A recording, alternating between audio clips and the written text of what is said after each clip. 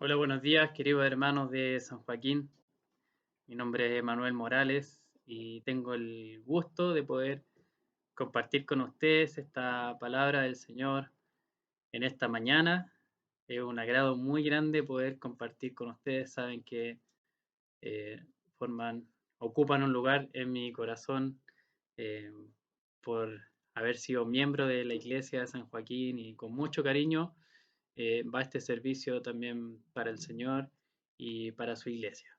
Bien, así que quiero que comencemos esta mañana, podamos leer la palabra de Dios y esta se encuentra en la primera carta de Corintios. Vamos a leer desde los versos 10 hasta el verso 31. Y así dice la palabra del Señor. Les suplico, hermanos, en el nombre de nuestro Señor Jesucristo, que todos vivan en armonía y que no haya divisiones entre ustedes, sino que se mantengan unidos en un mismo pensar y en un mismo propósito. Digo esto, hermanos míos, porque algunos de la familia de Cloé me han informado que hay rivalidades entre ustedes.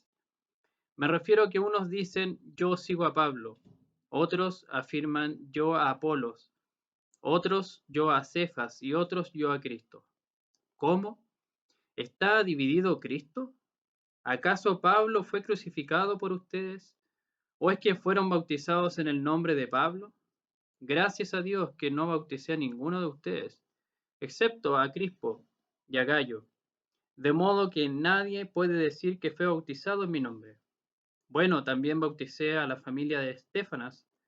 Fuera de esto no recuerdo haber bautizado a ningún otro. Pues Cristo no me envió a bautizar, sino a predicar el Evangelio, y eso sin discursos de sabiduría humana, para que la cruz de Cristo no pierda su eficacia. Me explico. El mensaje de la cruz es una locura para los que se pierden. En cambio, para los que se salvan, es decir, para nosotros, este mensaje es el poder de Dios. Pues está escrito, destruiré la sabiduría de los sabios, frustraré la inteligencia de los inteligentes. ¿Dónde está el sabio? ¿Dónde el erudito? ¿Dónde el filósofo de esta época? ¿No ha convertido Dios en locura la sabiduría de este mundo? Ya que Dios en su sabio designio dispuso que el mundo no lo conociera mediante la sabiduría humana, tuvo a bien salvar mediante la locura de la predicación a los que creen. Los judíos piden señales milagrosas y los gentiles buscan sabiduría, mientras que nosotros predicamos a Cristo crucificado. Este mensaje es motivo de tropiezo para los judíos y es locura para los gentiles, pero para los que Dios ha llamado, lo mismo judíos que gentiles, Cristo es el poder de Dios y la sabiduría de Dios, pues la locura de Dios es más sabia que la sabiduría humana y la debilidad de Dios es más fuerte que la fuerza humana. Hermanos, consideren su propio llamamiento. No muchos de ustedes son sabios según criterios meramente humanos, ni son muchos los poderosos, ni muchos los de noble cuna. Pero Dios escogió lo insensato del mundo para avergonzar a los sabios, y escogió lo débil del mundo para avergonzar a los poderosos. También escogió Dios lo más bajo y despreciado, y lo que no es nada para anular lo que es, a fin de que en su presencia nadie pueda jactarse. Pero gracias a Él ustedes están unidos a Cristo Jesús, a quien Dios ha hecho nuestra sabiduría, es decir, nuestra justificación, santificación y redención, para que como está escrito, si alguien ha de gloriarse, que se gloríe en el Señor. Bien, queridos hermanos, vamos a orar entonces antes de reflexionar más profundo en la palabra de Dios que ya ha sido leída. Y le damos gracias al Señor por su palabra. Bien, Señor, te damos muchas gracias por tu palabra. Gracias, Señor, por convocarnos esta mañana para oír tu mensaje, oír tu voz a través de esta carta a los Corintios, Señor. Bendito Dios, pedimos que tu Espíritu Santo baje nuestras barreras y que haga una transformación en nosotros, Señor. No solo queremos informarnos de tu palabra, sino ser transformados por tu palabra. En el nombre poderoso de Jesús te lo pedimos, Señor. Amén. Bien, mis queridos, quisiera comenzar haciendo la siguiente pregunta. ¿En qué lugar se puede olvidar más fácilmente el Evangelio de Cristo? Si tuviéramos que pensar en lugares donde tal vez las circunstancias del momento te harían olvidar el Evangelio de Cristo. Podríamos decir en una cárcel, quizá un lugar duro, difícil, se puede olvidar fácilmente el Evangelio de Cristo. Pero déjame contarte cómo es que gracias a Dios hay ministerios que funcionan en las cárceles. Y este año me tocó conocer a un joven que conoció el Evangelio en la cárcel. Y hoy día somos buenos amigos. Tal vez alguien podría decir en un lugar donde hay poca esperanza, en un hospital, donde se muere la gente. Pero también ahí el Evangelio de Dios está llegando a los hospitales. Este año también tuve la oportunidad de conocer de cerca hermanos de iglesia que estuvieron enfermos, incluso contagiados con COVID, y pudieron recuperarse. Y después de su recuperación, su amor por Cristo creció mucho más y recordaron el Evangelio. Alguien podría decir tal vez en un lugar donde hay mucho pensamiento, donde se habla del ateísmo, en una universidad. Pero también ahí se está predicando el Evangelio de Cristo en las universidades. Existen ministerios universitarios que se están desarrollando. ¿En qué lugar entonces se podría olvidar más fácilmente el Evangelio de Cristo? La respuesta que vemos en Corintios, en esta primera carta a los Corintios, nos puede sorprender. Porque ese lugar donde tal vez se puede olvidar más fácilmente el Evangelio de Cristo es en la iglesia. Así es, en la iglesia. Primera carta a los Corintios nos presenta a una iglesia que se ha olvidado del Evangelio y como consecuencia se desorienta y se enferma espiritualmente. Y uno de sus síntomas es la división entre hermanos y hermanas. Por eso es que Pablo va a escribir esta carta y especialmente esta primera sección que trata sobre las divisiones para reenfocar a la iglesia hacia la sabiduría de Dios, para que vivan en la unidad de Jesucristo. Y para eso entonces Pablo quiere llamar la atención de los corintios con tres palabras o tres acciones que deberíamos hacer para poder reenfocarnos hacia la sabiduría de Dios. La primera palabra es escucha. Escucha. Hay algo que decir, algo que escuchar, importante. La segunda es recibe. Recibe. Y la tercera es considera. Entonces vamos a ver cada una de estas. Escucha, recibe y considera. Tres acciones que debería hacer la iglesia para reenfocarse hacia la sabiduría de Dios. Lo primero, como dijimos entonces, es escucha. Escucha. Y eso lo vemos claramente en el verso 10. Dice, les suplico, hermanos, ahí está Pablo haciendo un llamado de urgencia.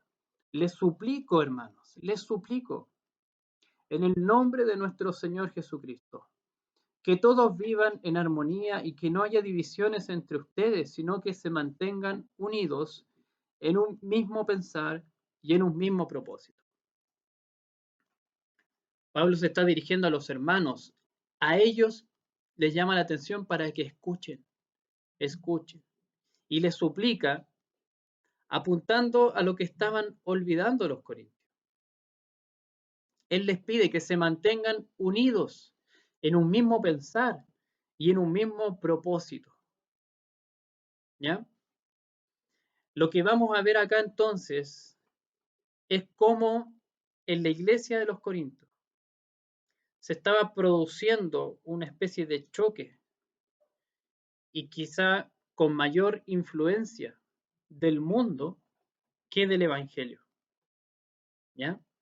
Estamos viendo una mayor influencia del mundo en el modo de pensar y en el propósito que estaban teniendo los cristianos en Corinto que de lo que el Evangelio indica debiese ser nuestro modo de pensar y propósito. ¿Y por qué digo esto? Porque Corinto era una ciudad que tenía un importante centro comercial, ¿ya? Era una ciudad también que por su ubicación geográfica reunía mucha gente. Y una de las actividades más lucrativas, una de las actividades más dejaba más ganancia, era la de los filósofos. Los filósofos que se dedicaban a dar discursos y entregaban enseñanzas en los teatros o los anfiteatros griegos. Y estos filósofos eran una especie de influencer de la época. Alguien que a través de su discurso ganaba adeptos, seguidores, muchos seguidores. Y la gente comenzaba a identificarse con ellos.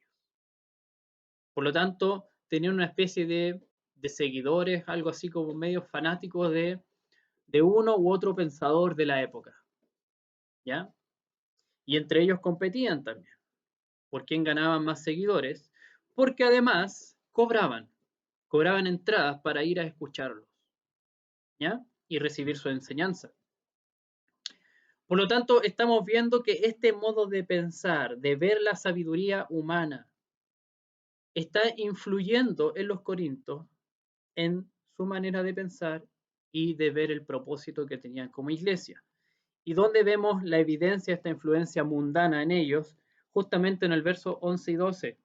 Nos dice, digo esto, hermanos míos, porque algunos de la familia de Cloé me han informado que hay rivalidades entre ustedes. Ya estamos viendo ahí una influencia. Rivalidad, competencia, enemistad. Me refiero a que unos dicen yo sigo a Pablo, otros afirman yo a Apolos, otros yo a Cefas y otros yo a Cristo. ¿Te das cuenta entonces cómo el mundo está influenciando el modo de pensar y propósito de la iglesia de los Corintios? Y están teniendo una división partidista. No, yo sigo a este líder, yo sigo a este líder, tal como lo hacían los del mundo siguiendo a sus filósofos de la época. Pero no solo eso, sino que además genera rivalidad entre ellos. Hay una rivalidad entre los hermanos y hermanas de la iglesia, porque unos siguen a tal líder y otros siguen a otro. Por lo tanto, lo que Pablo hace acá en primer lugar es reenfocar la unidad y propósito de la iglesia. Es como que volviera a los Corintios, hacia donde tienen que mirar. ¿Dónde está la unidad? Verso 13. ¿Cómo? ¿Está dividido Cristo? Una pregunta retórica, ¿no es cierto? Porque todo cristiano puede decir, no, obviamente no, Cristo no está dividido. ¿Acaso Pablo fue crucificado por ustedes? ¿O es que fueron bautizados en el nombre de Pablo? ¿Te das cuenta cómo Pablo va a recordarles dónde está la unidad? Primero, en Cristo. Eres cristiano gracias a Cristo, no gracias a Apolo, o gracias a Cefas, ni gracias a Pablo. Eres cristiano gracias a Cristo y Cristo no está dividido. Y segundo, gracias a su crucifixión. ¿Acaso Pablo fue crucificado por ustedes? O pongan el nombre del líder que quiera. ¿Acaso Cefas o Apolo fue crucificado por ustedes? No, solamente Cristo fue crucificado por ustedes. ¿O es que fueron bautizados en el nombre de Pablo o de alguno de estos líderes? No, en el nombre de Cristo recibimos ese bautizo y somos parte de su iglesia. Por lo tanto, hay una unidad perfecta en Cristo, en su crucifixión y bautizo. Y esto es lo que Pablo quiere reenfocar a la iglesia, hacia esa unidad y no otra. Y luego el propósito. Bueno, ¿y cuál es el propósito entonces de la iglesia? Verso 17. Pues Cristo no me envió a bautizar, sino a predicar el Evangelio, y eso sin discurso de sabiduría humana, para que la cruz de Cristo no perdiera su eficacia. El propósito es predicar el Evangelio.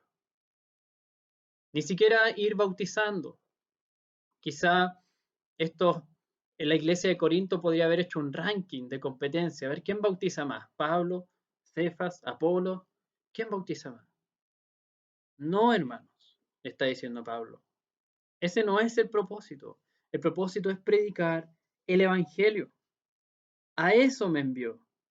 A eso me envió Cristo, no a bautizar, a predicar el Evangelio. Ese es el propósito de la iglesia, predicar el Evangelio. No decimos que esté mal bautizar, ¿cierto? Consideramos y respetamos lo que Cristo nos dejó como bautizo. Pero el propósito principal es predicar el Evangelio. ¿Bien? A eso quiere reenfocar Pablo a los Corintios. ¿Qué podemos aprender de acá entonces, hasta ahora? Podemos decir que aquello que más te influencia determinará tu modo de pensar y tu manera de vivir. ¿Qué es lo que más te influencia? ¿Qué es aquello que te está señalando maneras de pensamiento y maneras de vivir? Déjame contarte algo que me ha pasado, especialmente en este tiempo de pandemia, en donde parece ser que el consumo de redes sociales ha aumentado. Y, y me ha pasado también a mí. Y por un tiempo me di cuenta que estaba muy influenciado por las cosas que leía, pensamientos de otros, incluso no cristianos. Y es tan fuerte que esta influencia comienza a ejercer en tu pensamiento que luego tu manera de vivir reproduce eso. Por eso es que Pablo quiere reenfocar a la iglesia, a que lo que más influencia el modo de pensar sea el Evangelio y no el mundo, no las cosas del mundo. Porque el modo de pensar también determinará la manera de vivir. Y si los corintios están divididos, como lo estaban, en su manera de vivir, es porque su manera de pensar también estaba fraccionada y no estaban siendo influenciados por el Evangelio. Por lo tanto, lo que más te influencia determinará tu modo de pensar y tu manera de vivir. Y para los cristianos debe ser el Evangelio y no otra cosa. Lo segundo que también podemos aprender de acá es que no puede existir ninguna fidelidad mayor en tu corazón que no sea a Cristo. Y en esto tengamos especial cuidado, hermanos, porque a veces podemos encariñarnos mucho con nuestros líderes, mucho con algún pastor, algún predicador, algún teólogo, si te gusta la lectura de teología, etcétera. Pero si ese cariño, si ese afecto te lleva a menospreciar, a tener rivalidad y a hacer diferencias entre tus hermanos y hermanas, entonces ese afecto es diabólico. No es un afecto que nace del Evangelio, es un afecto que está naciendo de un pecado y produciendo estas divisiones, estas rivalidades, enemistades, en donde no tendría que haberlas, entre hermanos y hermanas en Cristo. Que el Señor también nos cuide el corazón en eso. Como ha dicho hasta ahora su palabra, Cristo no está dividido. Necesitamos recordar el Evangelio, volver a escuchar, igual que los corintios, el mensaje de la crucifixión y el bautismo que recibimos en Jesús. Ahí está nuestra unidad y nuestro propósito como iglesia.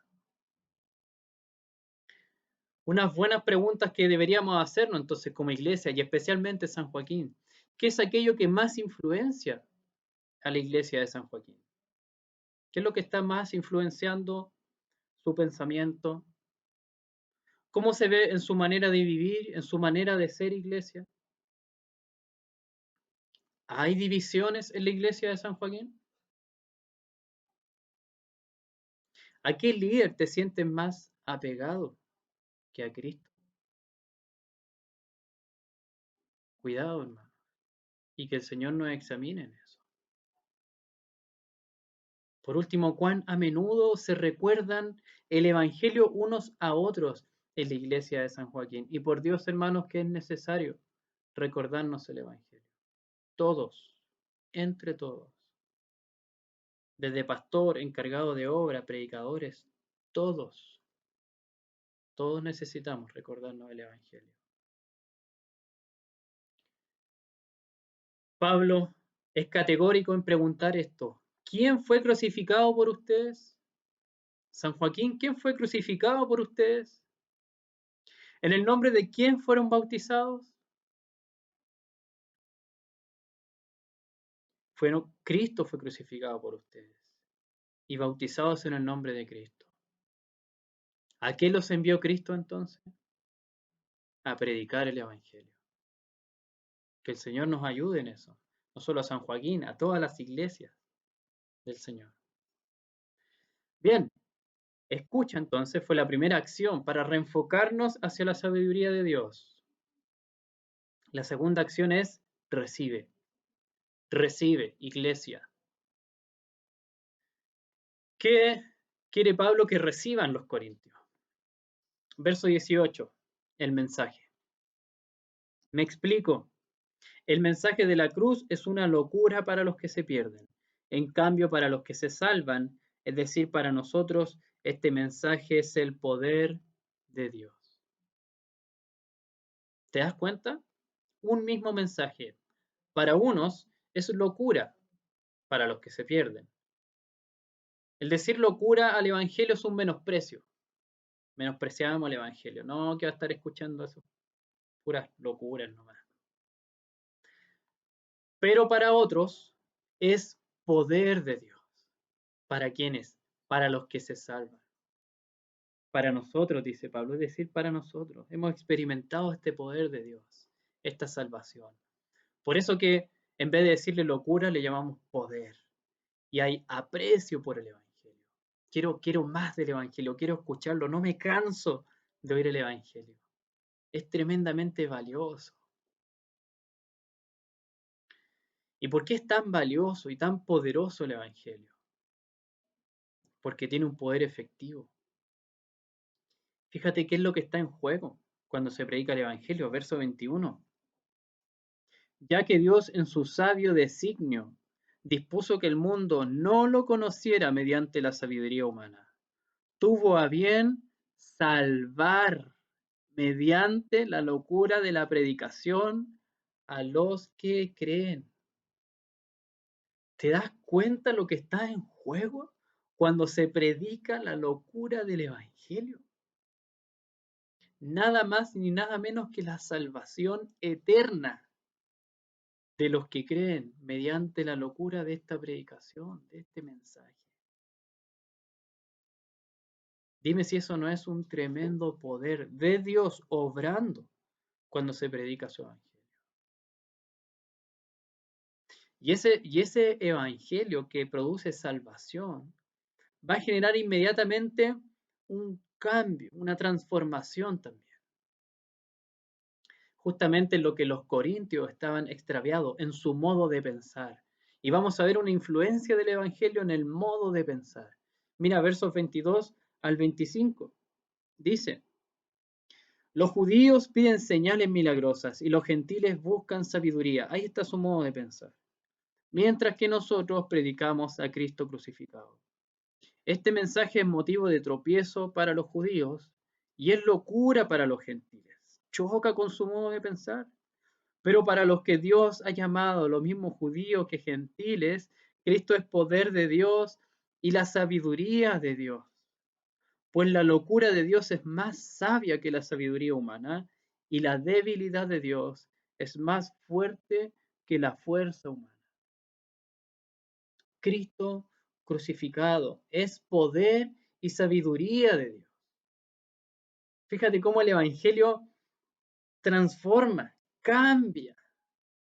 Ver al Cristo crucificado, que para los demás es un signo de debilidad, en el Evangelio es poder y es sabiduría de Dios. La locura y debilidad del Evangelio, entonces, es más sabia y fuerte que la sabiduría humana.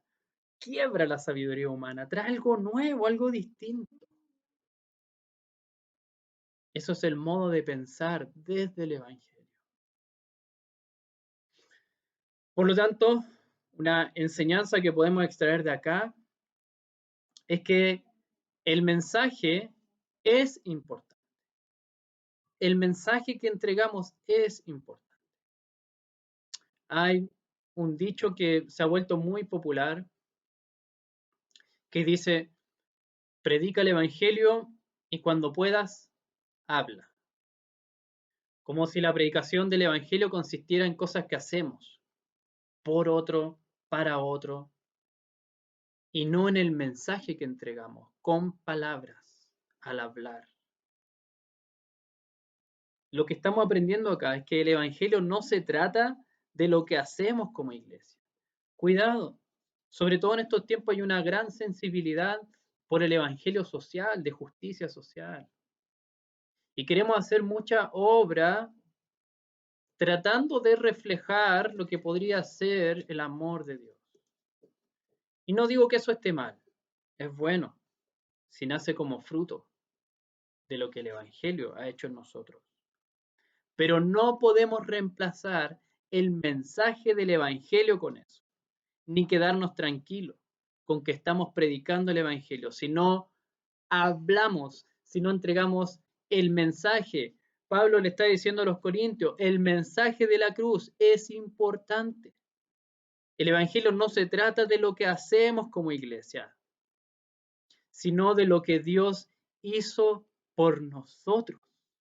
Jesús ya lo hizo. El evangelio es una noticia de algo que ya ocurrió. Jesús ya lo hizo.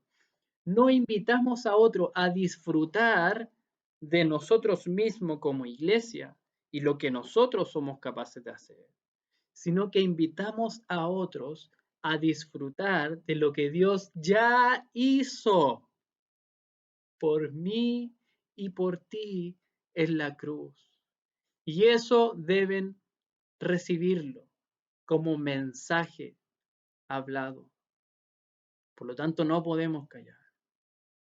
Dios nos ha confiado una importante labor como iglesia. ¿Te acuerdas qué estaba en juego? La salvación. La salvación de los que escuchen y crean la locura de la predicación de este mensaje. Este mensaje es poder de Dios, como ha dicho su palabra. Recibir el Evangelio una y otra vez, hermano, y no nos cansemos de escucharlo, de recibirlo. Predicarlo entre nosotros y a los de afuera. Esto es lo único que tiene poder para salvar a una iglesia enferma como la de Corinto.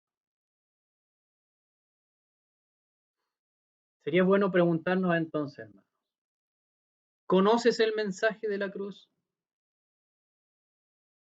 Si alguien te pidiera que se lo expliques, ¿podrías hacerlo? Una vez me topé con un amigo que estaba recibiendo visitas de los testigos de Jehová. Y nos decía, bueno, ¿cuál es la diferencia entre lo que enseñan los mormones, los testigos de Jehová y ustedes? Quería saber, honestamente.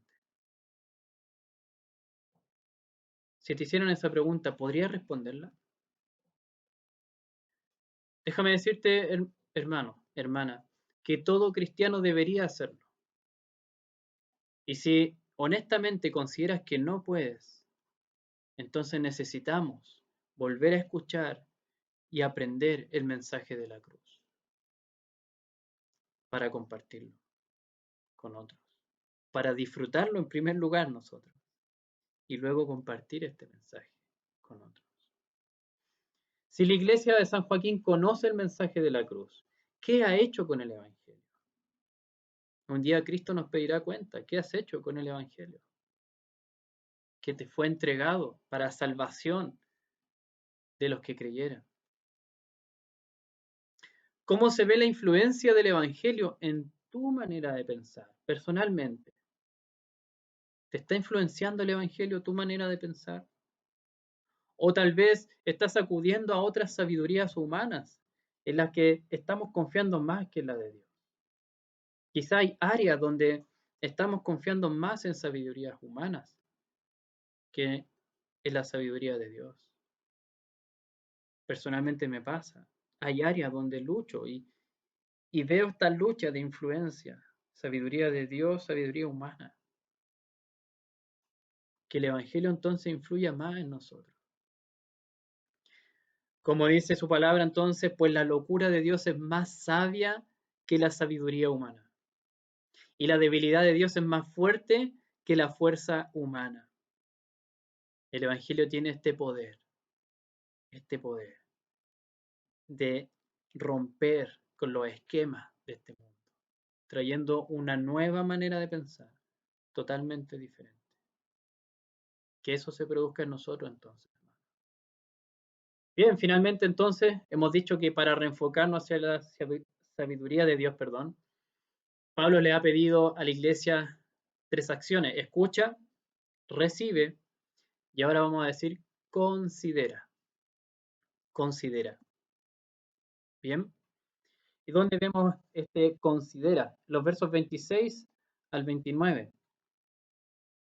Dice, hermanos, consideren su propio llamamiento. No muchos de ustedes son sabios según criterios meramente humanos, ni son muchos los poderosos, ni muchos los de noble cuna.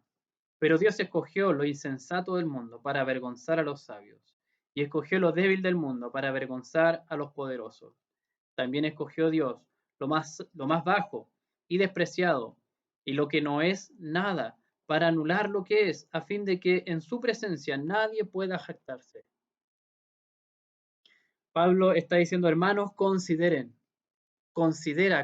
la realidad del Evangelio. Pablo está llamando a los corintios entonces a ser realistas. Lo que ustedes son según criterios humanos, ¿te diste cuenta? No son nobles, no son muchos sabios, no tienen, diríamos un buen chileno, no tienen ni un brigio, prácticamente, según criterios humanos. Pero lo que son para Dios, ¿te diste cuenta? Lo que son para Dios. Justamente, Dios escogió lo insensato del mundo para avergonzar a los sabios. Escogió lo débil del mundo para avergonzar a los poderosos. Escogió Dios lo más bajo y despreciado y lo que no es nada para anular lo que es. Ustedes, le está diciendo a Pablo, según criterios humanos son despreciados, pero según para Dios son sus escogidos. Qué tremenda noticia. Son sus escogidos. Y lo dice 3 veces por si no te queda claro. Son sus escogidos. Por lo tanto, Pablo quiere reenfocar la identidad de la iglesia. ¿Quiénes son ustedes? Si te estás guiando por influencia humana, verás desprecio. Pero si te estás guiando por la realidad del Evangelio, verás que eres escogido, escogida de Dios. Y ahí quiere reenfocar la identidad de la iglesia, versos 30 y 31. Pero gracias a Él ustedes están unidos a Cristo, a quien Dios ha hecho nuestra sabiduría, es decir, nuestra justificación, santificación y redención, para que, como está escrito, si alguien ha de gloriarse, que se gloríe en el Señor. Pablo habla de la unidad a Cristo Jesús, y esta es una imagen del matrimonio. Unión, como lo que se ve en Génesis, ¿cierto? Unión, una sola carne. Unidos, imagen del matrimonio. Quizá para nuestro país, nuestra cultura, no se ve tan fuerte o tan clara esta unidad de la iglesia con Cristo, como en aquellos países donde la esposa, la mujer, recibe el apellido de su marido. Lo que vemos ahí es una nueva identidad, incluso un cambio en el nombre. Es así de fuerte esta unidad de la iglesia con Cristo. Recibimos el apellido del esposo, con atributos. Fíjate, ¿qué es Cristo para nosotros? Dice, a quien Dios ha hecho nuestra sabiduría, es decir, nuestra justificación. Estamos tan unidos a Cristo que somos justificados por Él delante del Padre. Dios nos ve sin pecado, nos considera justos en Cristo. Santificación. Estamos tan unidos a Cristo que Dios nos ve santos, con la misma santidad de Cristo. Pero además está trabajando en nuestro carácter, en nuestro corazón, para hacernos cada vez más semejantes a Cristo en santidad. Y redención. Pasamos de ser esclavos a ser esposa de Cristo. Liberados, redimidos por su sangre. Dime si puede haber alguna otra identidad alternativa en este mundo que compita con esa identidad. Con esa identidad que Dios le está dando a la iglesia unida a Cristo. ¿Puede algún filósofo de la época, Pablo, Cefas o Apolo, dar ese nivel de identidad, de valor en Cristo? Ninguno. Por lo tanto, cuando el Evangelio empieza a entrar e influir en nuestro modo de pensar y de vernos quiénes somos en Cristo, empieza a ejercer una influencia también en el modo de vivir, en el propósito. ¿Para qué estoy viviendo? Verso 31 nos recuerda que vivimos para su gloria y para disfrutar de su gloria. ¿Quieres disfrutar de triunfos, logros? Disfruta del Señor. Gloríate del Señor.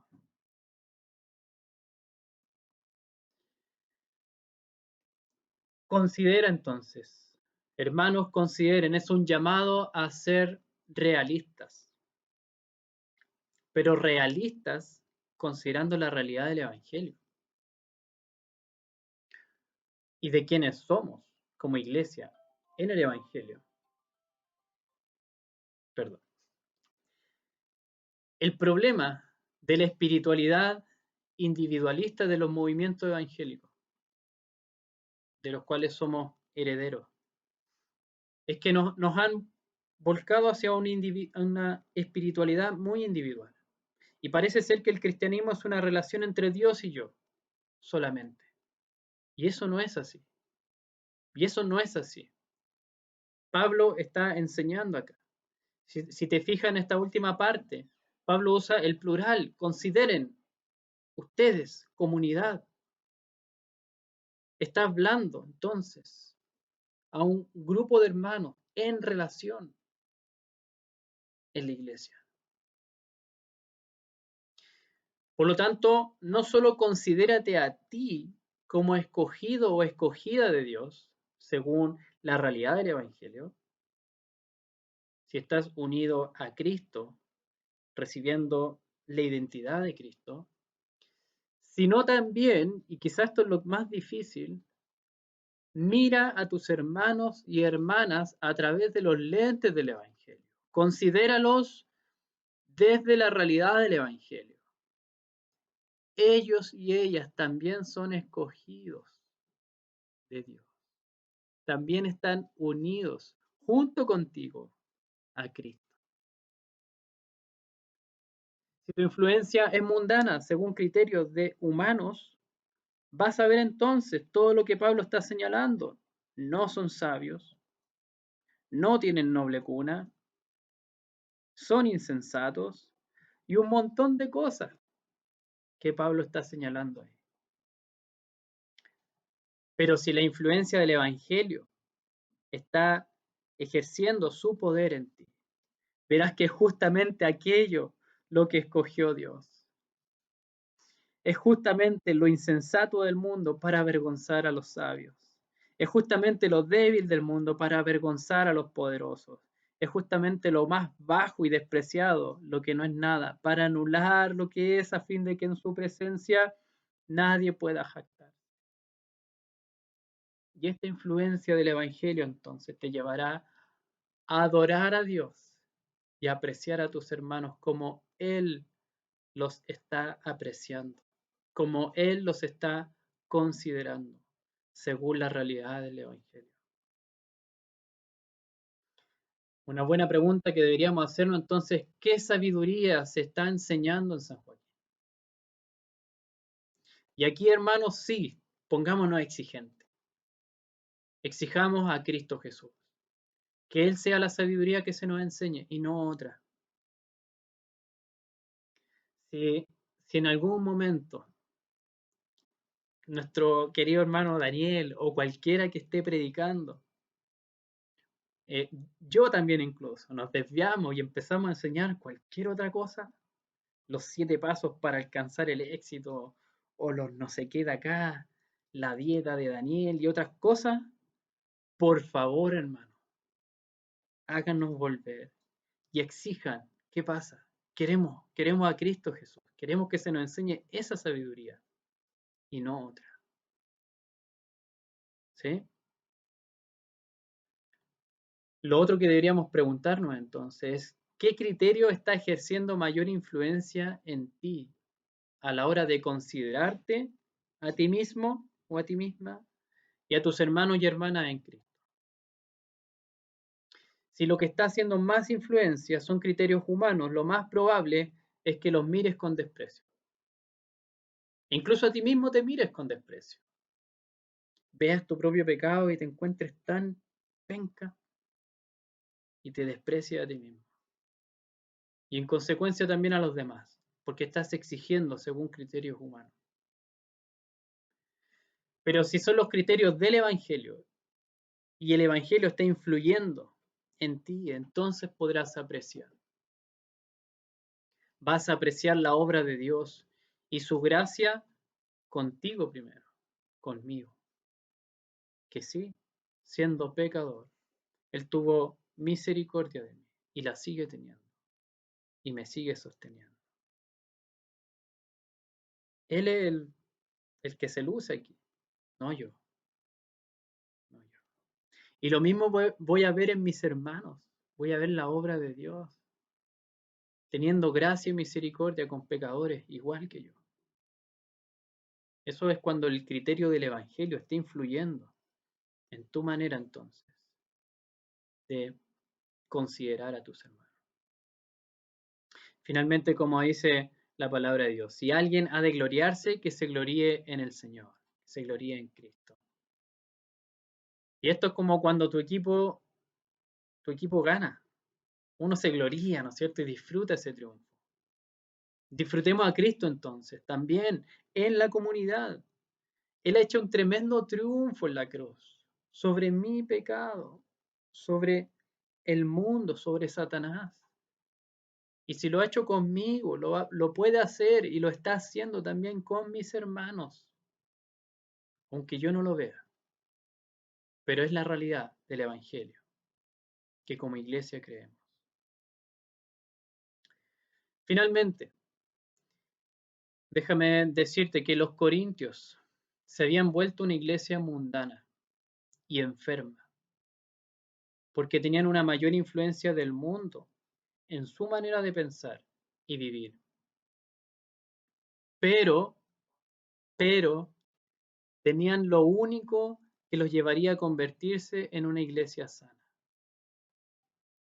Fíjate los versos anteriores que no los leímos, pero están al comienzo de la carta, verso 4. Dice, siempre doy gracias a Dios por ustedes, pues Él en Cristo Jesús les ha dado su gracia. Dios en Cristo Jesús le ha dado su gracia a los corintios. Siendo todo lo que eran, les ha dado su gracia. Versos 8 y 9. Él los mantendrá firmes hasta el fin para que sean irreprochables en el día de nuestro Señor Jesucristo. Fiel es Dios que los ha llamado a tener comunión con su Hijo Jesucristo, nuestro Señor. Entonces, lo único que los llevaría a convertirse en una iglesia sana para todos sus problemas, tenían a Cristo. Y Cristo es suficiente y es todo lo que necesitan. Bien, mis queridos hermanos, me gustaría que pudiéramos orar para finalizar. Señor, te damos tantas gracias por tu evangelio. Gracias, Señor, por esta locura de la predicación. Gracias por el mensaje de la cruz, Señor.